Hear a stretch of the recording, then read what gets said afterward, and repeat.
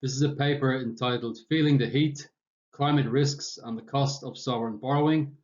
My name is John Beirne from the Asian Development Bank Institute, and this is co-authored work with Nuba Renzi, also of the Asian Development Bank Institute, and Ulrich Volz of University of London, SOAS. But the background to this paper is to understand in greater detail the link between climate risk and the cost of sovereign borrowing, which is related to the fact that climate risk can have material impact on the sustainability of public finances. And this is particularly the case for countries which are especially vulnerable to the effects of climate change. I think that from the literature, we can see that there has been a large degree of work carried out on the macroeconomic impacts of climate change, but much less, if any, on the empirical relationship between climate risk and sovereign risk. So this paper attempts to fill that gap using a large sample of 40 advanced and emerging economies which have differing degrees of exposure to climate change. On this chart, we show how sovereign risk can be impacted upon by climate change. There are various channels through which this can take place, and these essentially boil down to the extent to which these channels lead to a strain on the public finances, and this can be via depletion of natural capital, various fiscal impacts, macroeconomic impacts, all of which affect potential output and productive capacities both in the long and short term.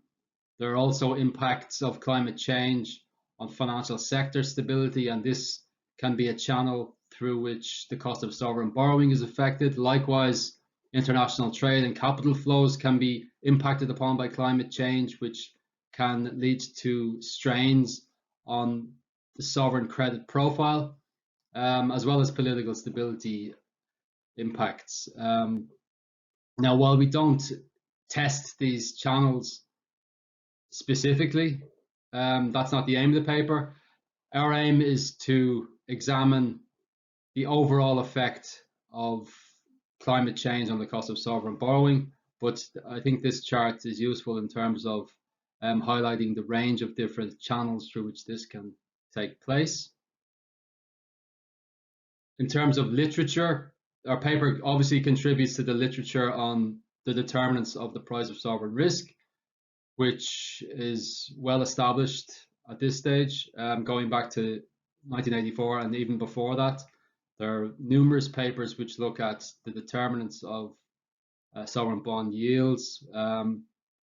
More recently, I would say the introduction of climate change as a determinant has been assessed, and our paper contributes to this literature, this growing literature, in a substantial way. Our paper is also related to the literature that looks at the broader macroeconomic implications of climate change, its effects on financial stability. In fact, we will have some implications for central banks and financial supervisors. And finally, our paper is also related to the literature that looks at the link between climate risk and sovereign default via political instability. In terms of data, we use a quarterly data frequency over the period 2001 to 2018 across 40 countries. This includes advanced economies, emerging economies. We also look at a subpanel of ASEAN countries and a set of countries deemed highly exposed to the effects of climate change. These are economies in the top quartile for climate risk exposure. Sovereign bond yields are used as the measure of sovereign risk. Macroeconomic data and other controls are taken from the usual sources. Data for vulnerability to climate change is taken from a refined version of the ND Gain Vulnerability Index, which can be considered a broad measure of both physical and transition risks. Finally, data for climate change resilience comes from FTSE Russell. So before we go into the econometric analysis, it's important to firstly look at what the raw data tells us. This is useful prior information to understand a little bit more detail on the expected effects. And what we can see on the left-hand panel is that in a plot of the sovereign bond yield relative to climate change vulnerability, we have a clearly positive relationship across our sample of 40 economies. So in other words, rising exposure to climate change is associated with higher sovereign bond yields. On the right-hand panel, we see the opposite direction of effect. So we see a negative effect for our sample of 40 economies. And on this panel, this negative effect pertains to resilience, climate risk resilience relative to sovereign bond yields. So as economies would increase their resilience to climate change, this has a dampening effect on the cost of sovereign borrowing. So there's a negative relationship apparent here. On the methodology, we have two different approaches. First one is a fixed effects panel, which will be implemented according to the equation on the slide. So on the left-hand part of the equation, YIT represents the government bond yield. So this is our cost of sovereign borrowing. And on the right-hand side, we have a range of different drivers of this government bond yield. Our vector of interest is contained in the vector Z, which represents our climate-related factors. So this contains climate exposure as represented by our vulnerability index, as well as the climate risk resilience indicator, as mentioned earlier. Other controls include domestic macroeconomic factors. We draw from the literature there on the key drivers which would be important for government bond yields, including GDP growth and various fiscal factors. We also have global factors represented by the VIX, which is a measure of global risk aversion, US bond yields, of course, which are important determinants of bond yields at the global level. And we also have country-specific crisis effects denoted by a measure taken by Levin and Valencia 2018 for each country in the sample. Second approach is based on a structural VAR. So this is estimated across the same set of countries, and the purpose here is to examine the response of sovereign bond yields to shocks imposed on climate risk vulnerability and resilience. We have a slightly shorter sample period from 2007 to 2017 in order to have a balanced setup, and our identification strategy in this impulse response analysis follows the well-established procedures in the literature. So on this slide, we show the results from the estimation of the panel regression that was described earlier. Without going into detail on all of the specific results, particularly the controls, which I will not go into detail on, it's important to note that the signs and significance of the domestic factors and global factors are broadly in alignment with economic intuition and expected direction of the effects. So this is important because it of course adds credence to the results that we find for our variables of interest, which are the climate risk, vulnerability and resilience indicators. Firstly, looking at the vulnerability, we can see that across all of the country groups, so we have 5 main country groups, all advanced economies, emerging, selection of Southeast Asian economies, and a selection of economies deemed highly exposed to climate change. Across all of these groupings, we can see a positive and significant effect, apart from advanced economies where we don't see any significant effect.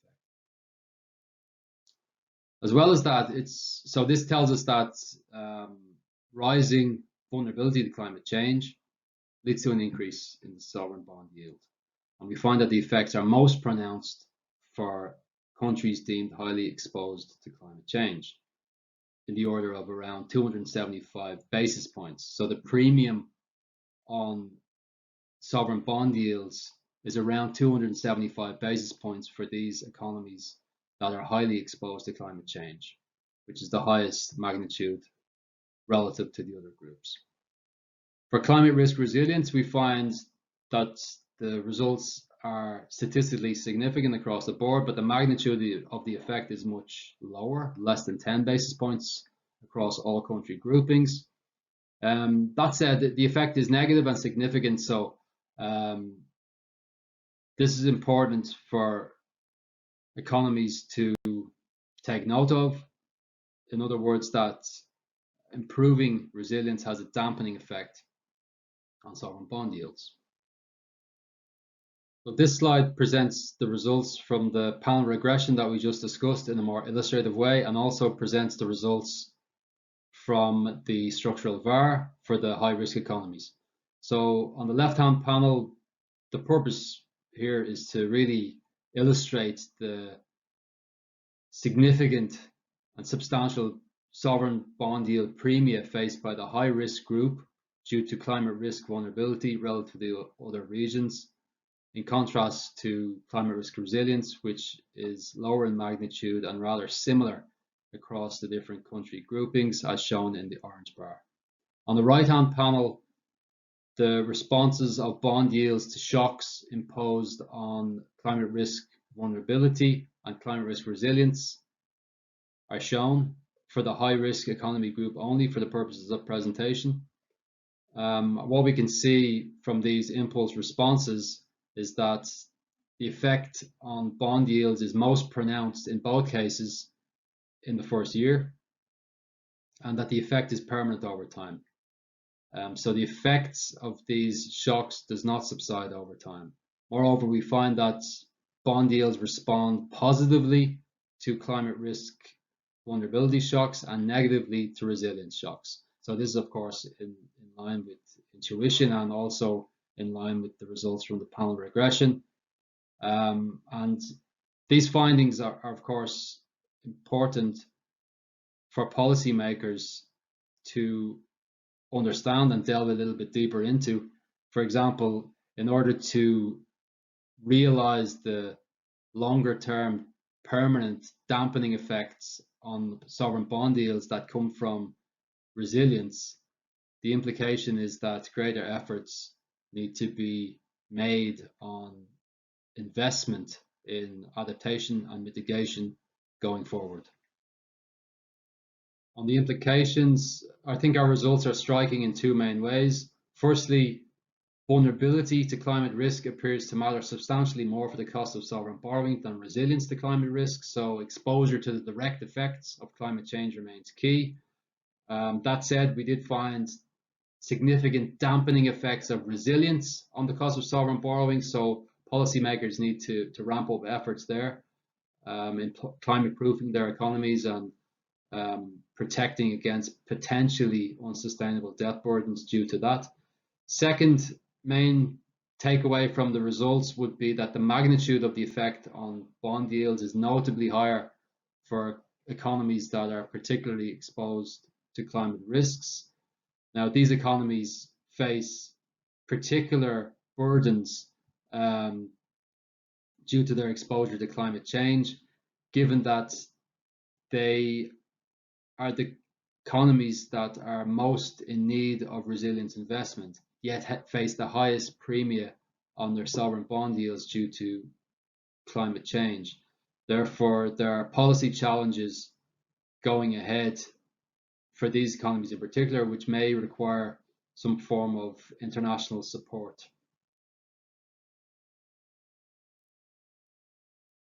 So, in conclusion, this paper contributes to a better understanding of the effects of climate vulnerability on the price of sovereign risk, as well as fiscal sustainability implications. We show that climate vulnerability risks and resilience to these risks have significant effects on the cost of sovereign borrowing, positive in relation to vulnerability and negative in relation to resilience. Our findings strongly suggest that adaptation investments that help to mitigate climate risks would contribute to a lowering of the cost of sovereign debt, and this would help to provide fiscal space for these economies that are particularly affected by climate change. And finally, our paper points to a number of policy implications, namely the importance for national authorities to mainstream climate risk analysis into public financial management, the importance of adjusting monetary and prudential frameworks to account for climate risks, and as well as that, the importance to devise financial sector policies aimed at scaling up investment in climate adaptation and resilience, including developing appropriate insurance solutions. Thank you.